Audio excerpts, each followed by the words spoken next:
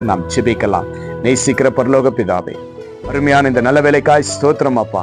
ஆண்டவரே, இந்த வார்த்தையை கேட்டு, ஆண்டவரே, இந்த ஜெபத்தை கேட்டு, ஆண்டவரே, ஏழை எளியவர்களுக்கு தானம் தர்மம் செய்ய வேண்டும் என்று உம்முடைய வார்த்தை சொன்னது போல உம்மை விசுவாசிக்கிற ஒவ்வொரு தேவ பிள்ளைகளும் ஆண்டவரே அப்பா, அநேகருக்கு தானம் தர்மம் செய்யட்டும். ஆண்டவரே, இல்லாத பிள்ளைகளுக்கு உதவி செய்யட்டும். உடையில்லாதவர்களுக்கு, ஆகாரம் இல்லாதவர்களுக்கு அப்பா, கஷ்டத்துல வாழ்ந்து கொண்டு கண்ணீரோடு யாருமே உதவிக்கு இல்லையே என்று கலங்கியிருக்கிற ஒவ்வொரு தேவ பிள்ளைகளுக்கும், ஆண்டவரே சப்பா, தனிமையில இருக்கிற பிள்ளைகளுக்கும் ஆண்டவரே நன்றாக ஆசீர்வதித்திருக்கிறவர்கள் அப்பா, தான தர்மம் ஆண்டவரே செய்யும்படி இயேசுவின் நாமத்தினால் கட்டளையிடுகிறப்பா.